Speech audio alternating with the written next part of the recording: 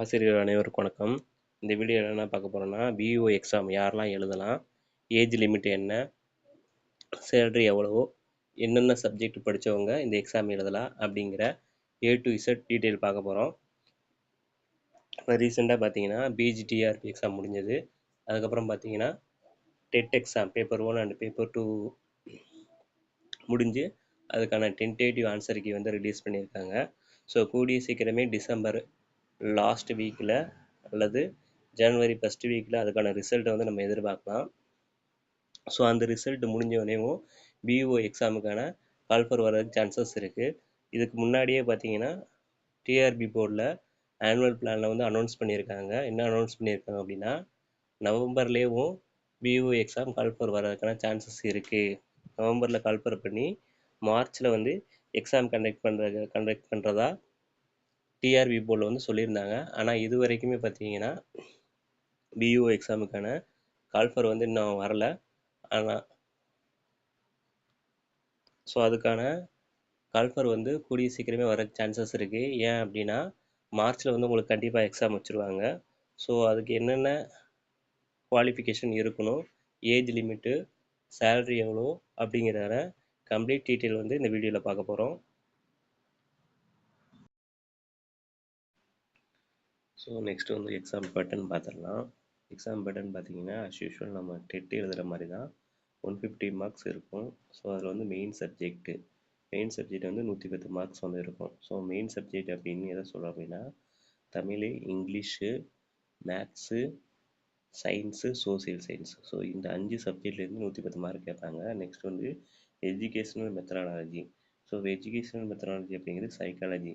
So சைக்காலஜிலேருந்து எவ்வளோ marks வரும் அப்படின்னா சைக்காலஜிலேருந்து 30 மார்க்ஸ் வரும். நெக்ஸ்ட்டு ஜிகே வந்து 10 மார்க்ஸ் வரும். ஸோ டோட்டலாக 150 மார்க்ஸ் வந்து வரும். ஸோ இதுலேயும் நமக்கு வந்து என்ன இருக்குன்னா பிஇஓ எக்ஸாம்லேயும் நமக்கு தமிழ் எலிஜிபிலிட்டி டெஸ்ட் இருக்குது.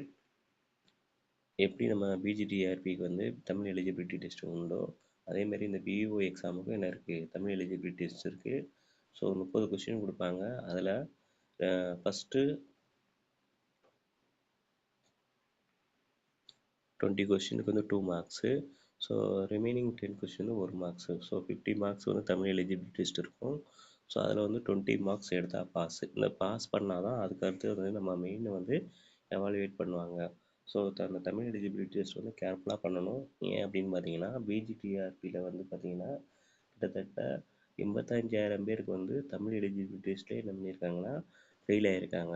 ஸோ தமிழ் எலிஜிபிலிட்டியில் ஃபெயில் ஆகணும் அப்படின்னா ரிமைனிங் வந்து நமக்கு நம்மளுடைய மெயின் வந்து என்ன பண்ண மாட்டாங்க, எவால்வேட் பண்ண மாட்டாங்க.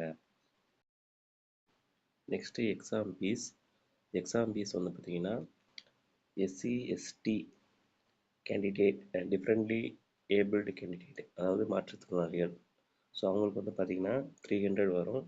ரிமைனிங் வந்து ஓசி, எம்பிசி, பிசி அதர் கம்யூனிட்டி வந்து 600 பே பண்ணி அப்ளை பண்ணுற மாதிரி இருக்கும். நெக்ஸ்ட்டு சேலரி எவ்வளோ அப்படின்னு பார்த்தீங்கன்னா சேலரி நல்லாவே கொடுக்குறாங்க. சேலரி பார்த்தீங்கன்னா 36,900லேருந்து 1,16,600 வரை இருக்குது சேலரி. பிஓ கேண்டிடேட் வந்து எவ்வளோ சம்பளம் அப்படின்னு பார்த்தீங்கன்னா 36,900லேருந்து 1,16,600 வரை என்ன பண்ணுறாங்க சேலரி வந்து இருக்குது. ஸோ இந்த பிஓ எக்ஸாமை யாரெல்லாம் எழுதலாம் அப்படின்னு பார்த்தீங்கன்னா கவர்மெண்ட் டீச்சர்ஸ் வந்து எழுதலாம். ஸோ நெக்ஸ்ட்டு வந்து degree with BEd. So degree முடிச்சிருக்கணும், அது கூட வந்து பிஎட் முடிச்சிருக்கணும். ஸோ பிஎட் முடித்தா எழுதலாம். டீச்சர் ட்ரைனிங் முடித்தவங்க இதுக்கு எலிஜிபிலிட்டி கிடையாது. ஸோ என்ன ப்ரொசீஜர் அப்படின்னா கவர்மெண்ட் டீச்சர்ஸ் எழுதுகிறாங்க அப்படின்னா அவங்க வந்து என்ஓசி வந்து வாங்கணும். அவங்களுடைய உயர் அதிகாரிகிட்ட என்ஓசி, நோ அப்ஜெக்ஷன் சர்டிஃபிகேட் வாங்கிட்டு ஸோ அவங்க வந்து என்ன பண்ணலாம், எழுதலாம். ஸோ அதுக்கப்புறம் வந்து degree with BEd. So degree முடிச்சுட்டு பிஎட் கம்ப்ளீட் பண்ணவங்க வந்து என்ன பண்ணலாம், இந்த பிஇஓ எக்ஸாமை எழுதலாம். ஸோ எந்தெந்த டிகிரி முடித்தவங்க டிகிரி வித் பிஎட் முடித்தவங்க எழுதலாம் அப்படின்னு பார்த்தீங்கன்னா Tamil, English, maths, physics, chemistry, botany, zoology, biology, history, geography. So இந்த மேஜர்லாம் என்ன பண்ணலாம்னா பிஇஓ எக்ஸாம் எழுதலாம். ஸோ யாரெல்லாம் எழுத முடியாதுன்னு பார்த்தீங்கன்னா காமர்ஸ் முடிச்சுட்டு பிஎட் முடிச்சிருப்பாங்க இல்லையா, ஸோ அவங்க வந்து எழுத முடியாது. ஸோ ஸோ வேறு யார் எழுத முடியாதுன்னு பார்த்தீங்கன்னா, கம்ப்யூட்டர் சயின்ஸ் முடிச்சுட்டு பிஎட் முடிச்சிருப்பாங்க. ஸோ அவங்களும் எழுத முடியாது. இன்னொரு டவுட்டுமே இருக்குது. என்ன அப்படின்னா, பிஇ முடித்தவங்க எழுதலாமா அப்படிங்கிற ஒரு கொஸ்டின்ஸ் இருக்குது. ஸோ பிஇ முடித்தவங்க இந்த எக்ஸாம் எழுதலாம். ஆனால் ஒரு கண்டிஷன் போட்டிருக்காங்க. என்ன அப்படின்னா, ஈக்குவலன்ட் சர்டிஃபிகேட் வந்து அவங்க சப்மிட் பண்ண மாதிரி இருக்கும்.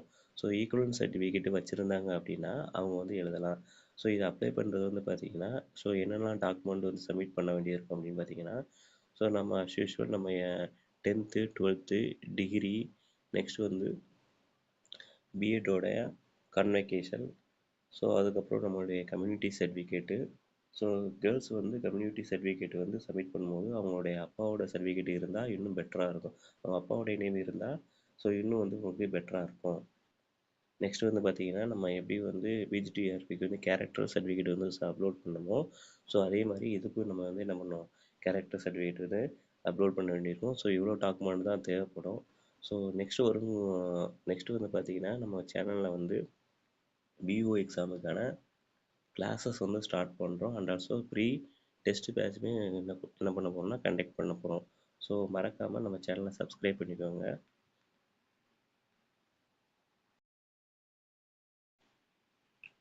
So first of all age limit பார்த்துடலாம். பிஓ எக்ஸாம் வந்து எத்தனை வயசு வரை எழுதலாம் அப்படின்னு பார்த்தீங்கன்னா, 40 வயசு வரை எழுதலாம். மாற்றுத்திறனாளிகள் மட்டும் கூடுதலாக ஒரு 10 வயசு 50 வயசு வரை எழுதலாம்.